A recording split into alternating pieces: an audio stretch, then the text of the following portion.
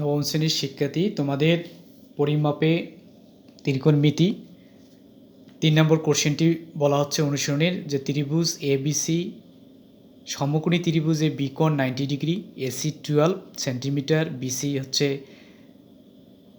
13 centimetre এবং BAC কোণ equal theta হলে সাইন থিটা, সেক থিটা ও ট্যান থিটা এর মান বের করো।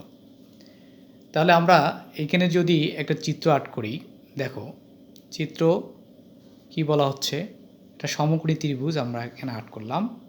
এটা একটা সমকোণী ত্রিভুজ। এই সমকোণী ত্রিভুজে বলা হচ্ছে যে বিএসি কোণ থিটা, তাহলে এখানে অবশ্যই কি হবে, কোণটা কোথায়, এতে, তাহলে এখানে এ হবে, এটা হচ্ছে এ, এই কোণটা হচ্ছে এখানে থিটা কোণ।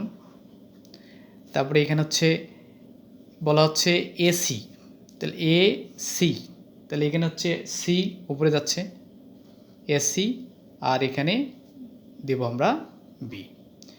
এখন দেখো যদি আমাদের এই কোণটা হয় তাহলে এই কোণটা হচ্ছে আমাদের লম্ব, এইটা হচ্ছে লম্ব, এটা হচ্ছে ভূমি, এটা হচ্ছে অতিভুজ, এটার নাম হচ্ছে লম্ব। যদি আমরা দেখি এখানে আবার সূত্রটা আমরা মুখস্থ করবো, এখানে লম্ব, এটা হচ্ছে ভূমি, এটা হচ্ছে অতিভুজ। তোমাদের বোঝার জন্য আমি এই নামগুলো উল্লেখ করে দিব, তোমরা পরীক্ষা খাতায় এই অংশগুলো দিবা না। তাহলে এখানে অতিভুজ। এখন দেখো এই কোশ্চেনটা যদি আমি এসি 12 ধরি আর বিসি যদি আমি 13 ধরি, তাহলে দেখো অতিভুজটা এই বাহুর চেয়ে কি ছোটো হয়, তাহলে অবশ্যই এই জায়গাটা কি আছে ভুল, তাহলে অবশ্যই এসি হবে এখানে 13, তাহলে তোমরা এখানে এই 12টাকে 13 করে দিবা আর এই 13টাকে 12 করে দিবা। এই কোশ্চেনে ভুল আছে বই তোমাদের। তাহলে আমাদের এখান থেকে যদি আমি থিটা কোণটা ধরি, তাহলে এটা হচ্ছে লম্ব, এটা হচ্ছে ভূমি, এটা হচ্ছে অতিভুজ। তাহলে আমাদের সাইন থিটা, সেক থিটা এবং ট্যান থিটা বাইর করতে গেলে আমাদের এখানে ভূমির মানটা কী করতে হবে, বের করতে হবে। তাহলে এখানে দেখো সমাধানে যদি আসি, সমাধান কি আছে, দেওয়া আছে এবিসি ত্রিভুজ এর বি কোণ 90 ডিগ্রি, বি কোণ কত ডিগ্রি, 90 ডিগ্রি। তারপরে এখানে এসি সমান হচ্ছে এখানে 13 সেন্টিমিটার, যেটা আমরা ঠিক করে নিলাম, বইটা তোমরা ঠিক করে দিবা। আর এখানে বিসি হচ্ছে আমার 12 সেন্টিমিটার, মানে কোশ্চেনটাতে যা আছে আমি সেইটাই এখানে লিখতেছি। এবং কোণ বিএসি ইকুয়াল আছে থিটা। তাহলে দেখো এই সমকোণী ত্রিভুজে পিথাগোরাসের যে উপপাদ্য বা পিথাগোরাসের যে সূত্র সেটাতে কী কী জানি, তাহলে আমরা লিখি অতএব পিথাগোরাসের উপপাদ্য অনুসারে পিথাগোরাসের উপপাদ্য অনুসারে বা অনুযায়ী যা লিখবে তাই হবে, রাইট। তাহলে আমরা কি জানি, অতিভুজ স্কোয়ার, তোমরা জানো অতিভুজ স্কোয়ার সমান হচ্ছে লম্ব স্কোয়ার প্লাস হচ্ছে এখানে ভূমি স্কোয়ার, এটা হচ্ছে আমার সূত্র।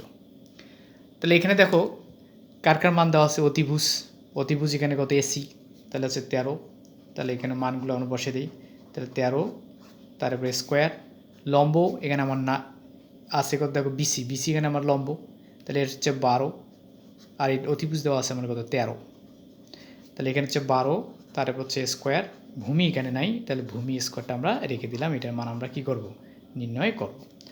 দেখো এখানে 13 আর 13 যদি গুণ করো তাহলে হচ্ছে 169, 12 আর 12 যদি গুণ করা হচ্ছে 144 প্লাস ভূমি স্কোয়ার লিখলাম।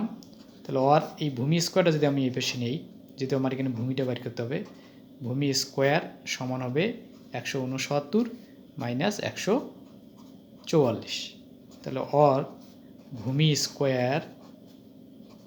স্কোয়ার সমান, এটা যে বিয়োগ করো কত হয় 25, তাহলে অর ভূমি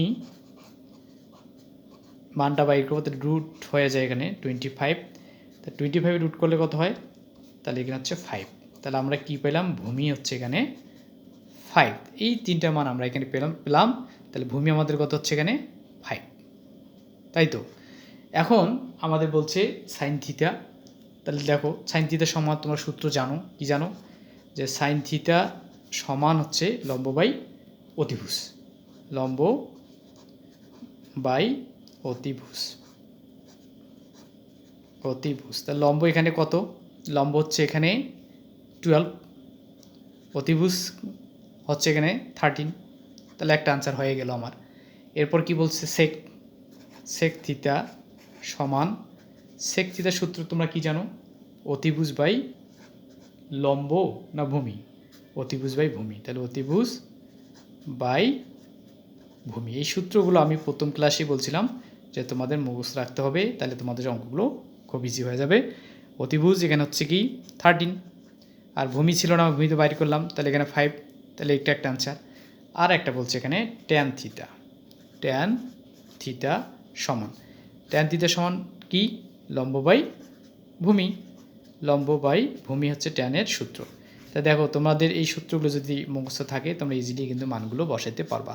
লম্ব হচ্ছে এখানে 12 আর ভূমি হচ্ছে এখানে 5। তাহলে আমাদের এখানে দেখো 3টা মান বের করতে হবে, সাইন, সেক এবং ট্যান। তাহলে আমাদের অ্যান্সার হচ্ছে এই 3টা আমাদের হচ্ছে অ্যান্সার। আশা করি তোমরা এই অঙ্কটি বুঝতে পেরেছো এবং পরবর্তীতে তোমরা এই যে আমি যে ক্লাসগুলো দেব তোমরা দেখবা এবং শেয়ার করবা, যাতে আমার পেজ এবং ইউটিউব চ্যানেলটা হেল্পফুল হয়। Thank you.